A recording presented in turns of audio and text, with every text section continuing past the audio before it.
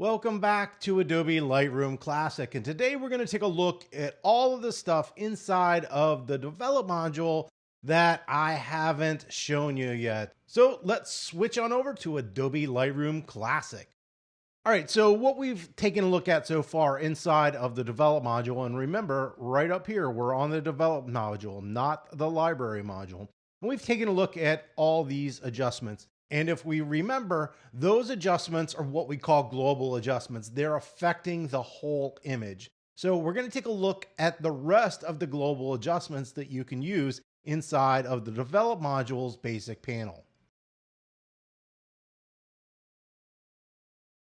So let's go ahead and we're going to go ahead and just close this to simplify it. I'm going to open up what's called the tone curve. So if anybody has used Photoshop before, and especially watched any of my tutorials, you will know that I love the tone curve. However, I don't use the tone curve that often inside of Adobe Lightroom because the sliders are just easier.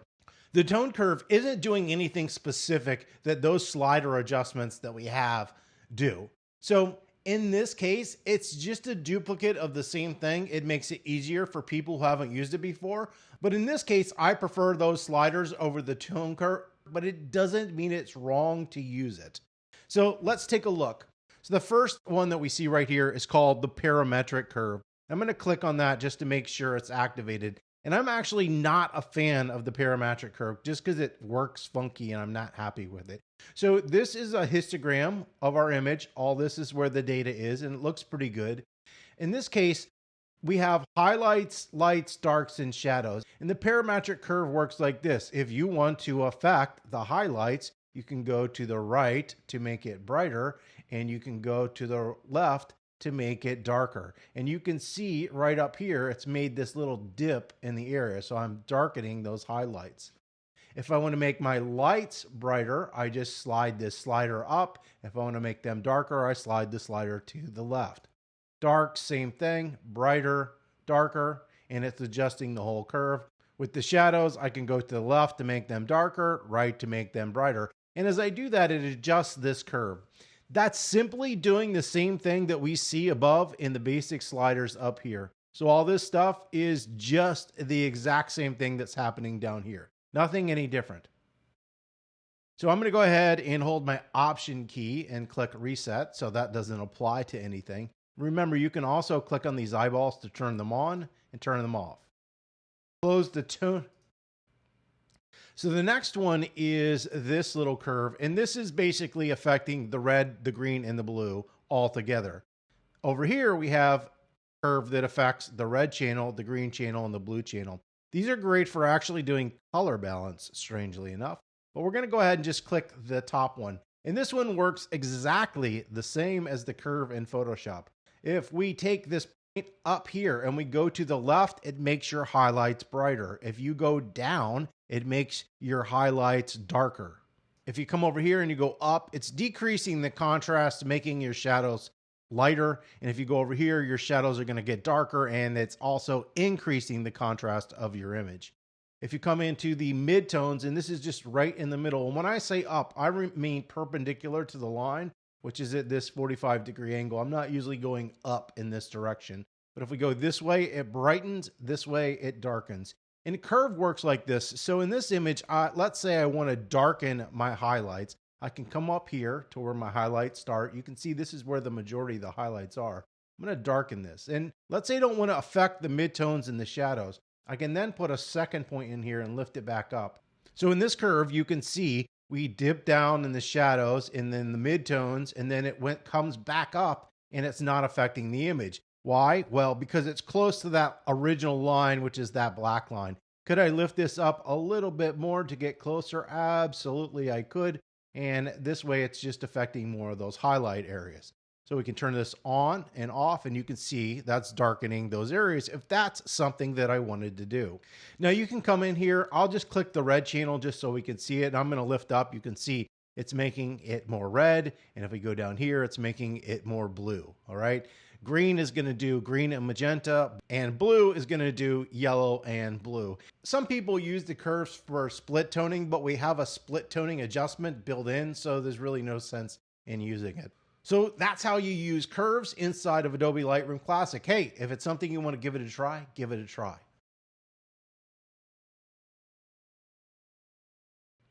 Our next panel inside of Adobe Lightroom Classic is called the color mixer, and the color mixer is actually super helpful. However, remember, this is a global adjustment, so what you do affects the whole image. This is where Photoshop comes in.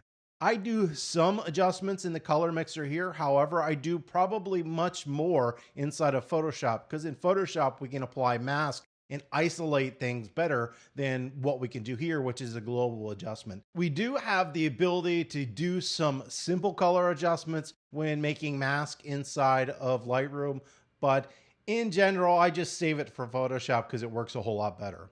So what we have here is red, all right? And red is currently selected because it has the little white dot in the center. If I come over here, click on orange, orange has the little white dot. That's how we know it's selected.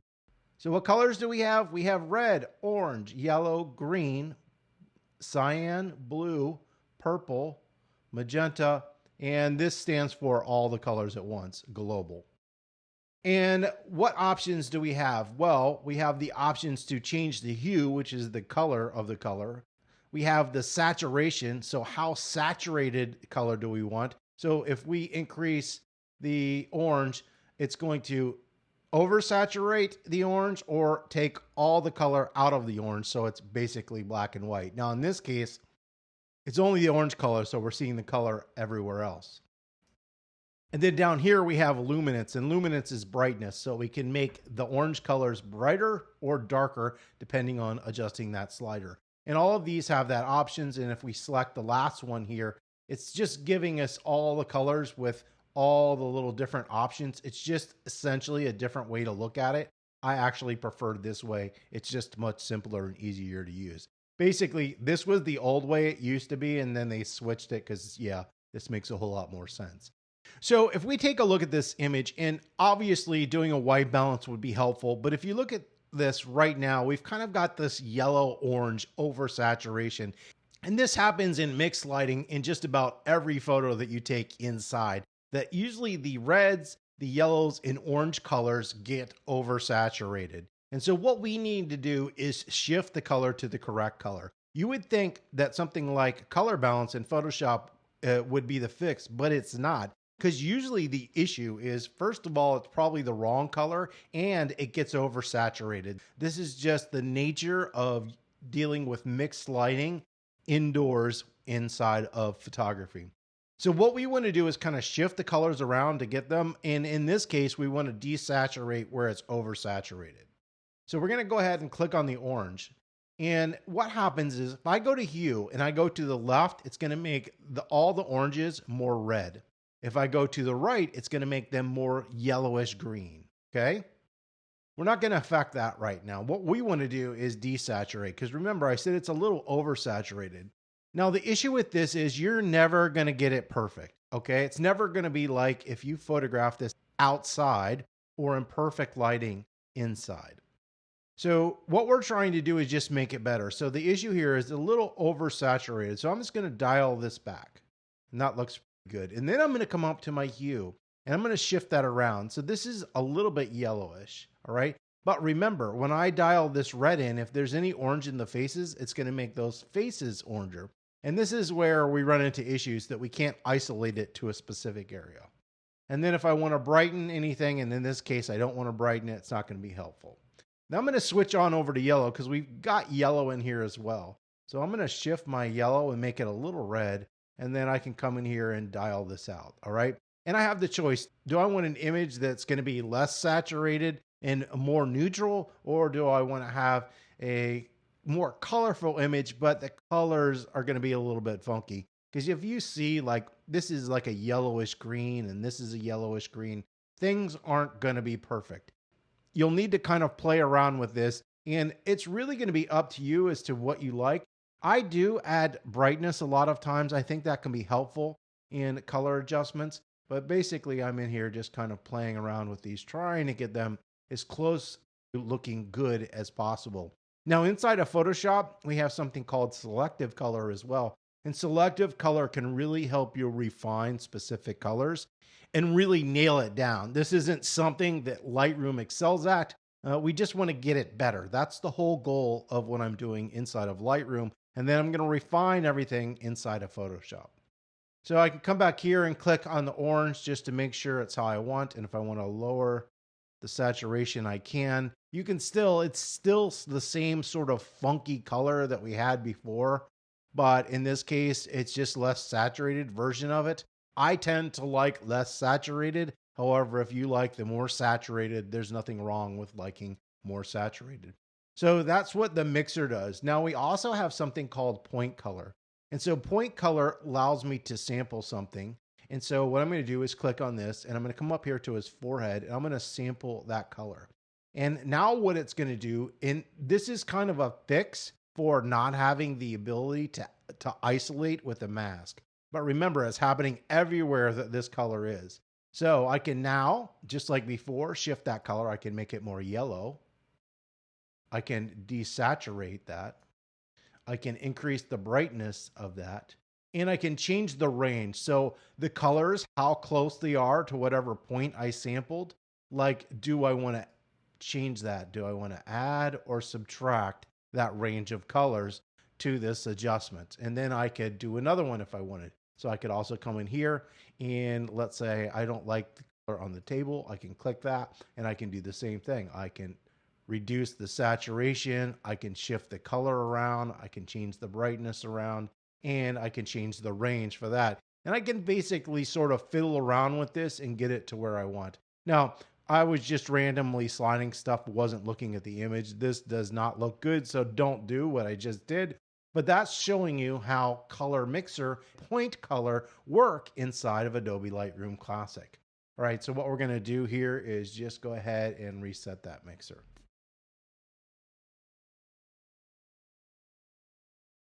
And we're going to take a look at the next window, which is color grading. Now, color grading can be monochromatic, split tone, or kind of tritone, where we're doing 3 different colors the way that Lightroom works. Now, this is another aspect of the program that I prefer to use gradient maps and stuff inside of Photoshop just because I think it works better. But if you're just using Lightroom, this is a really cool option. What we have here is different ways to look at this. So first of all, it's collect right here. And notice we've got different options. Right here to the left, we've got the midtones. Then down here, we've got the shadows. And down here, we've got the highlights. And when I hover over it, it switches, but midtones, shadows to the left, highlights on the bottom to the right. Or we can come up here and just click on the shadows, just the midtones, just the highlights, or global, so it's affecting everything. I'm going to skip this one just because it makes more sense and it's easier for me to show you here because it's going to be easier to see. So if you've ever watched a movie in your life, you've most likely been introduced to color grading. So if something is scary and evil and the image that you see on the screen has sort of a yellowish green or a cool color and you know something bad's going to happen, well, that's color grading. And we can color grade in photography. If you've ever seen things on Instagram filters used to have this. Just about every camera has some aspect of split toning or color grading built into it. But we can manually do that. So my favorite colors are blue and orange. So in the shadows, I like this kind of desaturated blue. And if I come in here and I click that, you can see it's added this blue color to the shadow areas of my image. All right. And I can control the hue, the saturation, the luminance, and the blending values of this. But before we do that, we're going to skip the midtones because I don't like doing it to the midtones. But if you want to add color to the midtones, feel free. I like to do just 2 and keep it simple. And then I'm going to go to the highlights. I'm going to pick sort of a yellow orangish color. All right, that looks pretty good. I think I'm going to stick with it. So what it's done is added that yellow color there, and it's added the blue color here. Now, that is blending with the color mode that we see before. If we don't want it to blend with the color, we just want the blue and the orange, what we can do is we can go up here to the basic, turn this into black and white. And now you see the shadows are here in the blue and the oranges are here and the highlights. And we're color grading a black and white image versus where before, when we were doing this, we were color grading the color image. And you can do this in a variety of ways. My favorite way is to sometimes do a combination of both. And so a way to do the combination of both is just to dial out the saturation. Now, we're not totally black and white. Yeah, that doesn't look good, but you can see what's happening here. But in this case, we have the blue in the shadows, the green in the highlights, and this in the highlights. I'm going to go ahead and reset this by holding down my Option key. So this is our image without color grading. And I'm going to come over here to the global. So if you've ever looked at old photos that most likely your parents had, they had something that was called sepia tone, and it made the photos look old and aged. We can do that aspect here doing a global adjustment where we just apply one color to the whole image. So I'm going to simply come back up here. I'm going to definitely turn this one to black and white. And then here in the global adjustment, we can kind of find some of that kind of orangey-ish color here. And let's kind of play around with it. That looks better. I'm going to desaturate that and we'll make it a little bit brighter. And you can see there's that sepia or coffee colored image. And this is what we call monochromatic. And we are color grading this photo to give it a different effect.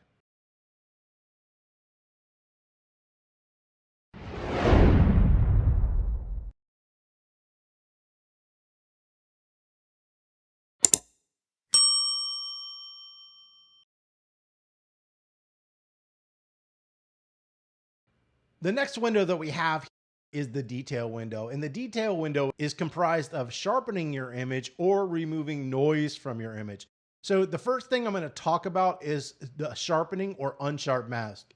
So let's talk about sharpening first. Sharpening is basically increasing edge contrast.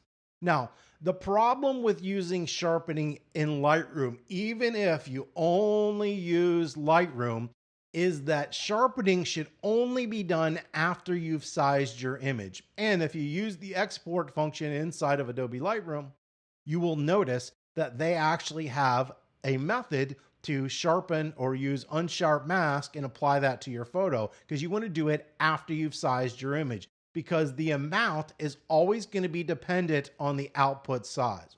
So I would never really suggest that anybody use sharpening in this. What happens a lot are beginner photographers take photos and they're out of focus. So they think if they slide it up, it's going to make the image magically come back into focus. And that's not going to happen. It's going to make your edges more crisp, but it's not going to make your image back in focus. Now, the second option that we have is to remove noise from your image. The first option only going to work if you have a raw file, and that is called denoise. That is the new AI noise removal, and it works amazingly well, much better than the manual method. The other method is just a manual noise removal. So we're not going to take a look at sharpening because I don't suggest that anybody do it. It's pretty intuitive. You can just slide it to the right and make it sharper. But we're going to take a look at denoise because that is something that we can do to our image and does make a big difference. All right, so this image here probably has the most noise. So let's go ahead and take a look at it. And I'm just going to slide it down so we can see her a little bit more. And over here, the first option that we have is denoise. If you look at it, it says it's currently not available in this photo format. Well, why? Because this format is most likely a JPEG. And what we need is a raw file for this to work. So we're going to take a look at the manual noise removal because if you have a JPEG, you cannot use the denoise on it. Manual noise removal is super simple. All you need to do is grab this slider and go to the right. I usually don't go past 20 because it starts to do it too much, but the farther you go to the right, the more noise removal, the closer it is on the left, less removal. I don't use the detail, the contrast. Color is for doing color removal of noise. And you can see it's working up here where we have some kind of artifacting and weird things happening up there. So you can slide this and try to help remove some of the color noise if you want.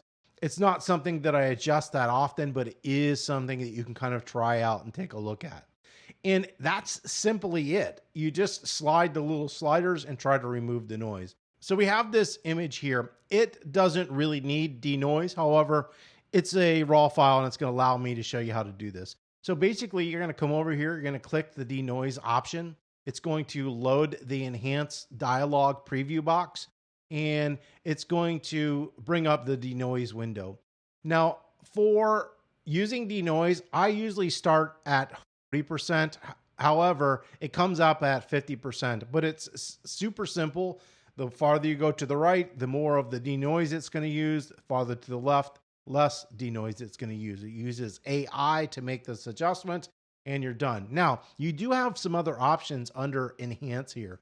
You can also do something called super resolution, and super resolution will double the size of your image. So if I photographed this image and it was 5,000 pixels in width this way, and I click this, it's going to use artificial intelligence to upscale this image and then make it 10,000 pixels. It can also be used to improve raw details in an image. So if you want to improve the raw details, and usually that has to do with edge artifacting, you can come in here, you can select that. If you want more information on any of this stuff, you can simply click the little eye. It says improve details and reduces artifacts in most raw files. That's how those work. You basically come in here, you click enhance it.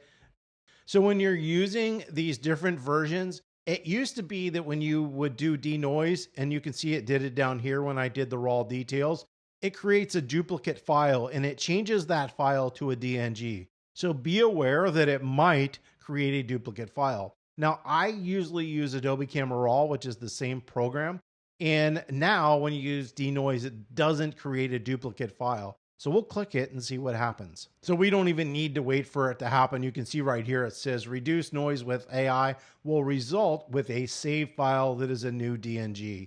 And if I hover over the new image, you can see right here, it says enhanced noise reduction DNG. If I click on this one, it's raw details DNG enhanced. So it always says enhanced, and then it will give you two little initials for whatever you did, super size, noise reduction. But it does create a duplicate file, so don't be shocked if you see a duplicate file when you use this. Well, that's a look at how to use some of the first few options inside the develop module. In the next video, we're going to take a look at the rest of the stuff that we didn't take a look at today, but I don't want this video to be giant and long. Go ahead and just play around with it. The best way to learn is to just make large swings and adjustments and see how it affects your image.